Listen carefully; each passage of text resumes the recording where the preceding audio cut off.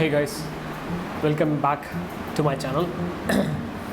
As you might have guessed, this video is to say thank you to all of you because we have reached 100 subscribers.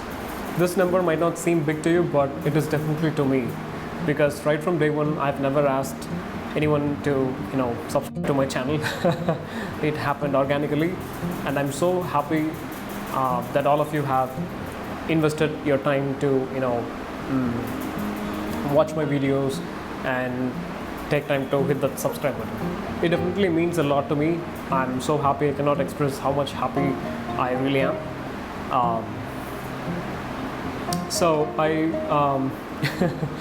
once again I wanted to thank all of you.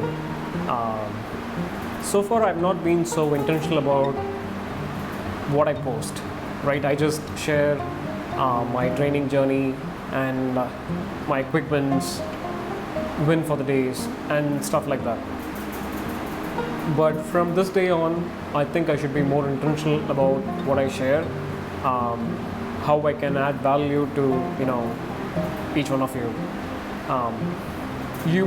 If you're into my channel, you're probably into training dogs, or you might have one, or you might think about getting one. So I could see the variety of people who have subscribed and their intentions about training. All right. So yeah, I just want to tell you that I'll be more intentional about what I do here from this day on. And as a matter of fact, since Jan this year, I've been writing monthly reviews in my blog.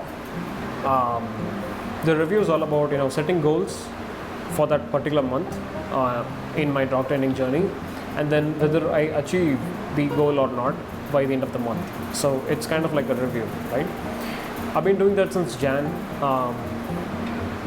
I've told no one, in my media, social media, or stuff like that.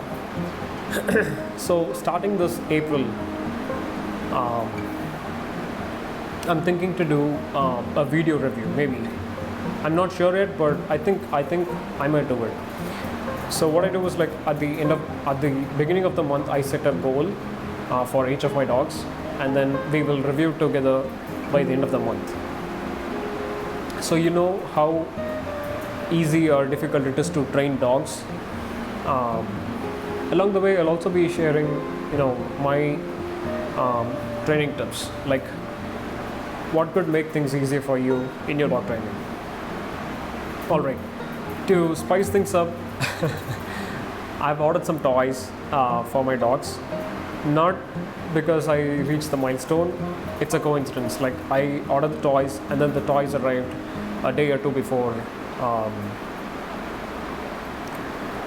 making this video. So I thought, why not couple things together, share the joy. All right, the most important question that I get from people is that when I buy toys and offer it to my dog destroys them. So what do I do about it?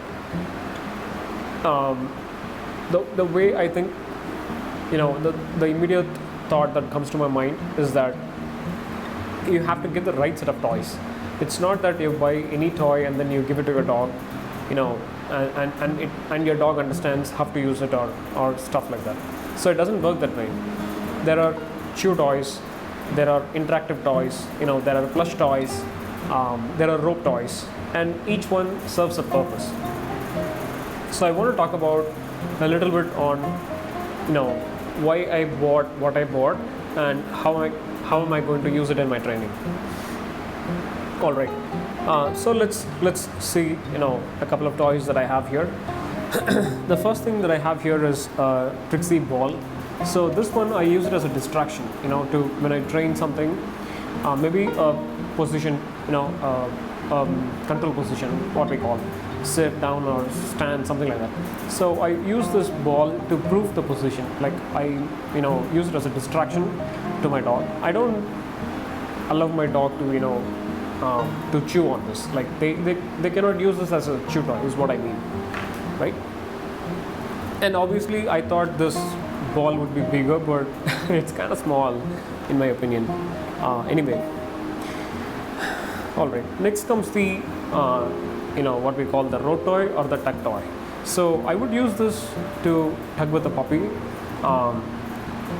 Be mindful when you use such smaller toys with puppies, because some puppies who are slightly fearful might think this toy very intimidating, because you would obviously hold the toy at one of the ends and the dog would hold the other. But when human bodies are too close, puppies sometimes they might get a bit intimidated. So if your puppy is like very confident, then you can play with this toy. Again, I was expecting a bigger size toy. This one is supposed to be 30 centimeters, but yeah, it does measure 30 centimeters as said, but I was not expecting this kind of toy. All right, here comes the Mumbo Jumbo. This again is a tug toy, which means once you teach your dog tugging, they know how to tug and they find it rewarding, right? You use these tugging toys or rope toys, what we call, when you know that your dog enjoys this activity. My dog enjoys tugging and he might get into chewing, but when he chews, I would move on to a different activity. Like I don't allow my dog to chew on this. And this all these tugging toys comes only when we get into training and not the other, not at other times. So they cannot really chew and pull the thread out of this toy. Like I don't let them to. All right, this is our favorite right now. One of my dogs, the Labrador that I have, is into ropes. So he always likes grabbing ropes and pulling the threads out of them. But he also likes to tug very much with the rope toy than anything else. All right, the next comes the chew sticks. So these are from a brand called Kong, and these are very reliable chews. Like the material they use is really tough, and I give them as a chew toy. Like they can tear it, they can bite it and throw off. I don't mind. The reason is it is very intentional. Like I'm very intentional about what I give to my dog, and if they tear it off, like I don't mind. Like it's for them to play with, right? This is for my smaller dog. She's an Indie and she loves to chew on things too. Like when they're in the crate, or sometimes when they are put between the baby gates, like they tend to chew things. Not inappropriate things, like they have never chewed on furniture, they have never chewed on my shoes. They're very intentional too. So I would give them when I know that they would be, they would get bored at times. Here comes another toy from Westpaw. I like this brand very much because they make really durable toys. Westpaw. It's a bit expensive, but they make really durable toys. And I'm planning to use these as fetch toys, meaning currently I'm teaching my dog to fetch, so I can use these as fetch toys.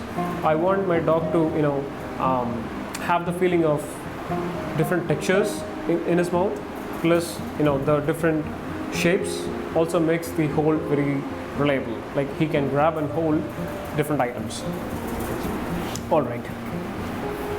Next comes the Kong chew stick. These are interactive toys, or what you call the puzzle toys. So you can hide a treat inside and then let the dog play with the toy. So again, this is durable one. The brand Kong is also very durable. The rubbers with which they make the toy is really soothing for the dog, right? When they tend to chew on it, I don't know, maybe they get to relieve their pain, if at all they have, maybe during teething times. So they tend to chew this and they tend to solve the puzzle. So it's a stimulating toy, mental stimulation. This again is from, I don't know what brand it is, but again, kind of like a bone to hide treats inside, and then they can, chew.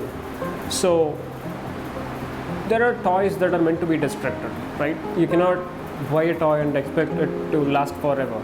it won't happen. At a point in time, your dog is going to chew and throw it off. But you can get better toys if you know what type of dog you have. Some would be like extreme chewers. Some would be like very soft with their mouth. So it completely depends on the dog that you have. So my suggestion would be to observe the dog and get the right set of toys. Like if you want to tug, you get the right set of toys. There are toys made out of jute. There are toys made out of rope for tugging. Even fleas, animal fur. It all depends, like where you buy the toy from, and and the purpose of getting the toy. So I hope this would have cleared some of your questions. Please feel free to ask any questions that you might have in the comment box below, and I'd be happy to answer them for you. Again, thank you to all of you who have taken time and and your heart to subscribe to this channel. I'll be more intentional about my videos, and see you soon. See you in another video. Thanks.